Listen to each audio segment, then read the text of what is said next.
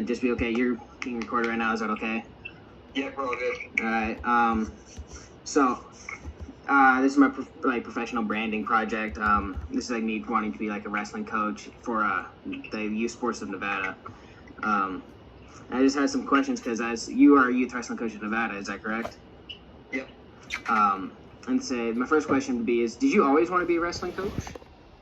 No, I didn't actually.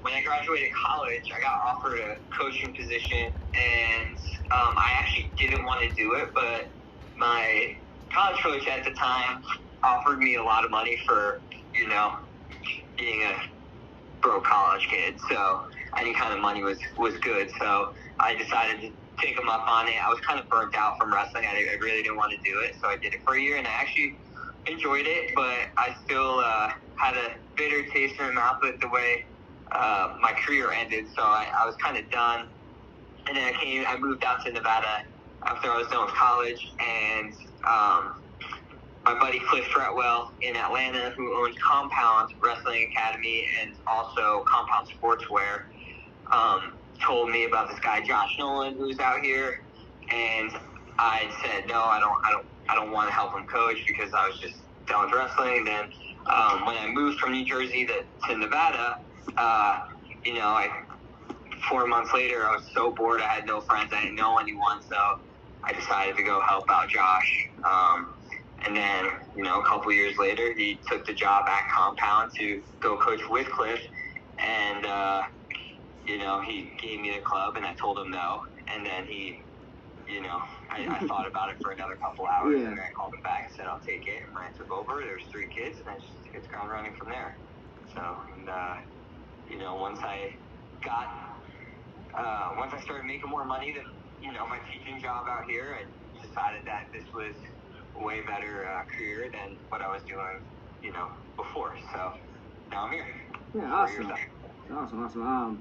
So now that you are a coach and you didn't want to do it at first, can you tell me what are some of your favorite parts about being a coach? The hardest parts? Your favorite parts about being a coach. Favorite parts. So my favorite parts about being a coach, love impacting kids' lives, and kids that will never forget about you, and kids that you will never forget about, and it feels good to make sure that they're on the right path, and the families and the connections that you meet along the way, because the families that you help out become family to you too.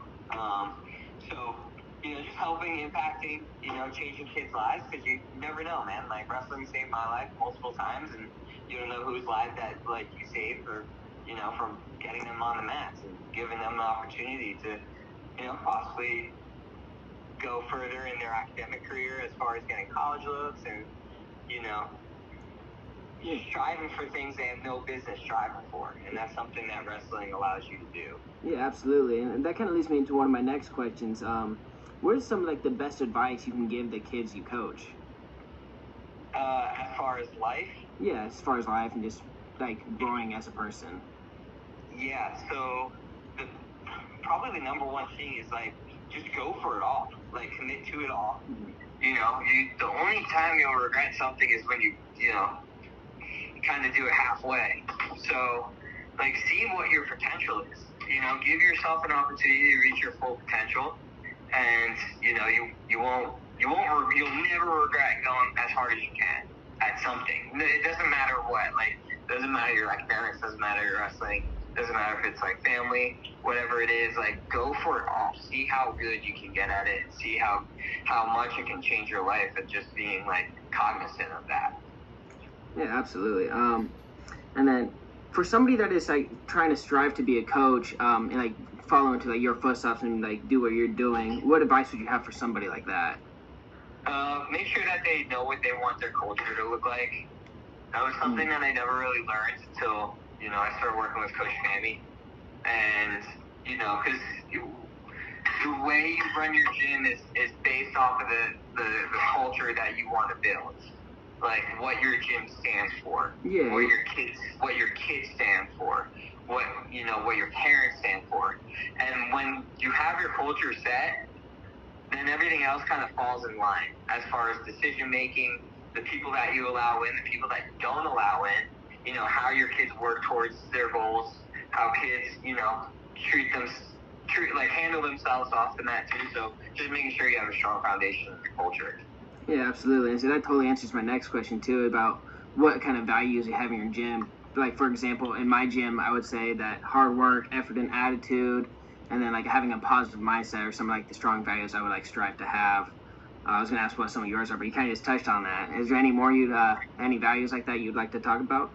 Yeah, so one thing that we talk about is